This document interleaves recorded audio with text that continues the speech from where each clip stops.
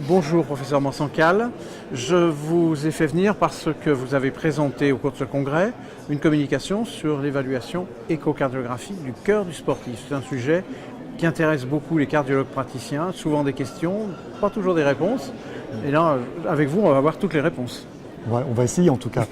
Alors, ce qui est important, c'est l'évaluation est classiquement relativement simple dans la majorité des sujets qui font du sport à haut niveau, ou voire même les sportifs lambda avec une quantité suffisante d'heures de sport par semaine.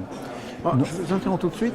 Sportif lambda, sportif de haut niveau, il faut peut-être pas qu'on les mette dans le même sac. Parce qu'à l'autre bout, on se demande de qui on parle. Et le patient qui est dans mon cabinet, ils ont pas tous beaucoup de sportifs de haut niveau.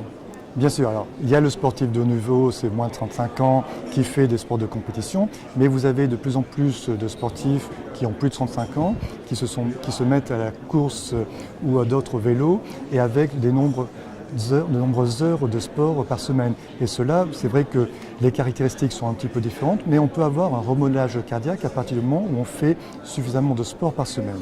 Et à ce moment-là, on peut se retrouver avec des hypertrophies ventriculaires gauche qui doivent être modérées, et l'échographie permet vraiment d'évaluer ces patients-là et de voir que cette hypertrophie doit avoir des épaisseurs en dessous de 13 mm. Ça, c'est le premier point essentiel, et normalement, les ventricules gauches ont tendance à être un petit peu dilatés, et en tout cas, ce ne sont pas des petits ventricules gauches. On parle d'un nombre d'heures par semaine, donc je suppose que dans l'interprétation de l'échographie, le nombre d'heures fait par semaine intervient pour dire, moi effectivement, il ne fait rien, il ne bouge pas, c'est pas normal. Ou alors, il bouge, est-ce qu'il y a des repères pour quantifier ça ? Alors, normalement, c'est assez strict, c'est en nombre, pourcentage de VO2 max par semaine, mais ce qui est important, c'est également le nombre d'heures d'entraînement, mais également le type de sport. Parce que finalement, tous les sports ne sont pas égaux.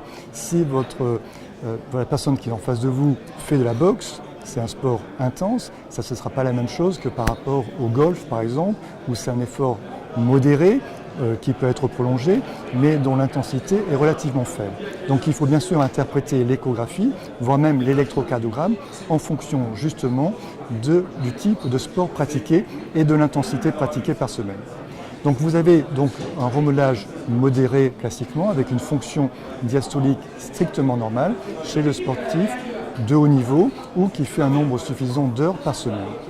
Ensuite, quelquefois on peut avoir des doutes, on peut avoir quelque chose qui est un peu borderline, et à ce moment-là, on a d'autres outils pour nous aider, dont notamment le strain longitudinal du ventricule gauche. On sait que ce strain est normal chez un sujet sportif de haut niveau, alors que quand on a un doute sur une cardiomyopathie hypertrophique, on a classiquement un strain diminué, notamment dans les zones de cette hypertrophie.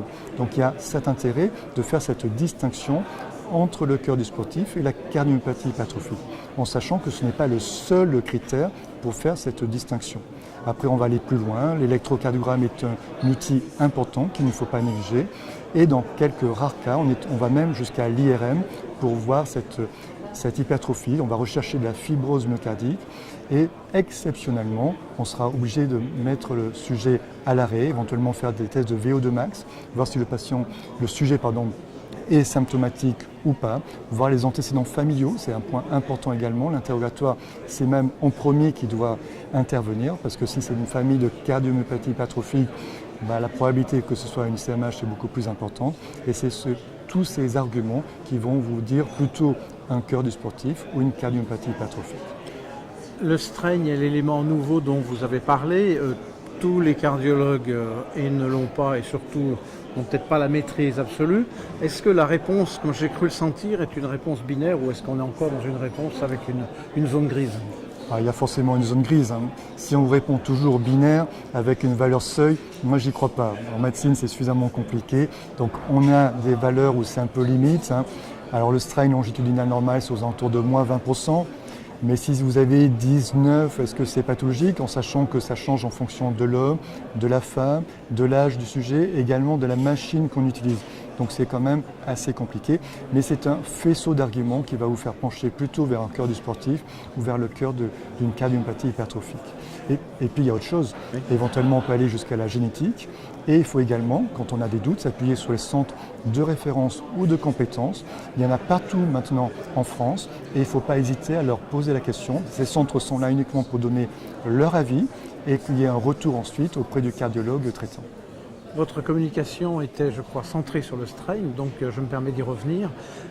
Est-ce que le message, quel serait le message sur cette technique pour les médecins qui se diraient c'est merveilleux, il faut absolument que je m'y mette, faute de quoi je vais passer à côté de quelque chose? Alors, je pense on a quand même beaucoup plus de recul maintenant sur le strain et il faut l'appliquer. Alors il faut une rigueur de mesure bien, parce qu'il y a les mesures automatiques, mais il faut vérifier qu'on a un bon tracking du ventricule gauche, ça c'est vraiment essentiel. Et donc on a notre œil humain qui doit rester vigilant par rapport à ça. Et après, on obtient un strain longitudinal. Alors il ne faut surtout pas, pour moi je n'utilise pas dans la vie de tous les jours les autres types de strain, le radial, circonférentiel, mais le longitudinal c'est celui qui est un peu plus fiable et il ne faut pas hésiter à l'utiliser, surtout quand on a un doute.